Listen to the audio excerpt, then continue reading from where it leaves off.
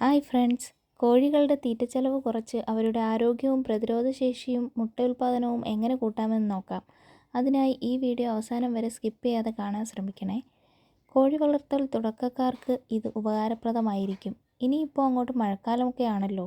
മഴക്കാലത്ത് കോഴികൾക്ക് പുറത്തിറങ്ങി ഇര നേടാൻ പറ്റാത്തത് കൊണ്ടും അസുഖങ്ങളൊക്കെ വരാൻ സാധ്യതയുള്ളത് കൊണ്ടും ഇതുപോലെയുള്ള തീറ്റകൾ കൊടുക്കുന്നത് പോഷകാഹാരക്കുറവ് പരിഹരിക്കും.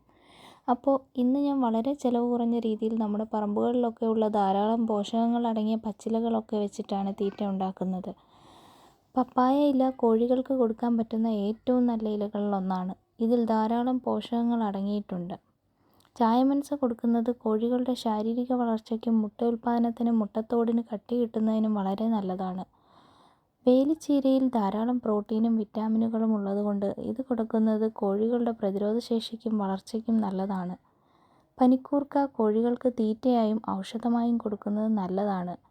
ഇവരിൽ സാധാരണയായി കണ്ടുവരുന്ന പല രോഗങ്ങൾക്കും പ്രതിരോധശേഷി കൂട്ടുന്നതിനും ഇത് വളരെ നല്ലതാണ്. തുളസിയില കൊടുക്കുന്നത് അവരുടെ രോഗപ്രതിരോധശേഷി കൂടാൻ സഹായിക്കും. ഈ മേൽപ്പറഞ്ഞ ഇലകളെല്ലാം കൂടി ചെറുതായി അരിഞ്ഞെടുത്ത് തലേന്നത്തെ ബാക്കി വന്ന ചോറിൽ നന്നായി മിക്സ് ചെയ്ത് കോഴികൾക്ക് കൊടുക്കാവുന്നതാണ്. ചോറിനു പകരം അരിയിലോ തവിടിലോ കോഴിത്തീറ്റയിലോ മിക്സ് ചെയ്തും കൊടുക്കാവുന്നതാണ്. അപ്പോൾ അത്രയേ ഉള്ളൂ. വീഡിയോ ഇഷ്ടമായെങ്കിൽ ചാനൽ ഒന്ന് സബ്സ്ക്രൈബ് ചെയ്ത് സപ്പോർട്ട് ചെയ്യണേ. അപ്പോൾ ടാറ്റാ.